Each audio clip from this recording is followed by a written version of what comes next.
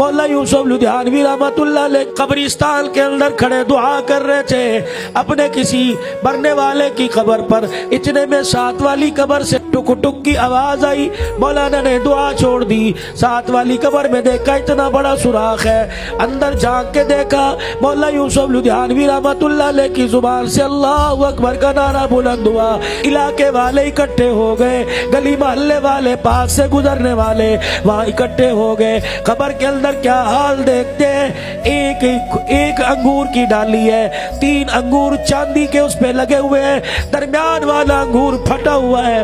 اب انگور کا ایک قطرے کا, ایک رس کا قطرہ جب وہ زمین پہ گرتا ہے, لڑکی ہونٹ کھولتی ہے, اس کے منہ کے اندر چلا جاتا ہے. فرمانے لگے دیکھو لوگوں کو پتہ نہیں مرنے کے بعد جنت ملے یا نہ ملے, اسے قبر میں جنت کی نعمتیں مل رہی ہیں. فرمایا بتاؤ تو سے اس کا باپ کوئی ولی اللہ ہے, اس کی ماں کوئی رابعہ بصری ہے, اس کے بہن بھائی کوئی جنید بغدادی ہے. کہا نہیں جی یہ تو اپنے ماں باپ کی اکلوتی تھی, اس کے باپ کا تو انتقال ہو گیا. صرف ماں, وہ بھی گھر کے اندر بوڑھی, پکا نہیں سکتی, کھا نہیں سکتی, پہن نہیں سکتی, منہ نہیں دھو سکتی, کوئی کھلا دے تو کھا لے. مولا یوسف لدھیانوی رحمتullah علیہ اس عورت کے گھر چلے گئے. دروازہ بجایا, کہنے لگی میاں یا مردوں کا کیا کام. جب سے شوہر کا جنازہ اٹھا گھر اجڑ گیا.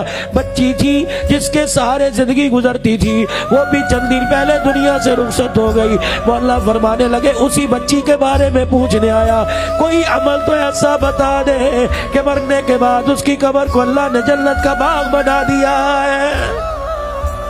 ہنس کے کہنے لگی بابا بھلیکھا تو نہیں ہو گیا, دھوکھا تو نہیں کھا گئے, کسی اور کی قبر دیکھی ہوگی. تو عمل پوچھ رہا ہے, وہ تو ساری زندگی معذوری کے عالم میں بستر پہ گزار کے چلی گئی. اپنی بچی کے جوانی کے دن یاد کر اتنا کہنا تھا, مائی کی آنکھ میں آنسو آ گئے. کہنے لگے واقعی اس کے جنتی ہونے میں شک کوئی نہیں. ہاتھ پیر جب پیدا ہوئی, ہاتھ پیر نہیں کام کرتے تھے. اللہ غنی ساری زندگی کی خوشیوں کی مایوسیوں میں گزار کے چلی گئی. ایک دن مغرب کی اذان کا وقت تھا, میری بچی نے مجھے اشارہ کیا, ماں مجھے پیشاب آ رہا ہے. میں بوڑھی عورت اسے اپنے کندھے پر اٹھا کے, اپنی کمر پر اٹھا کے باتھ روم میں لے گئی, اور میں نے جا کے اسے فلش پر بٹھا دیا, میں نے جا کے اسے سیٹ پر بٹھا دیا.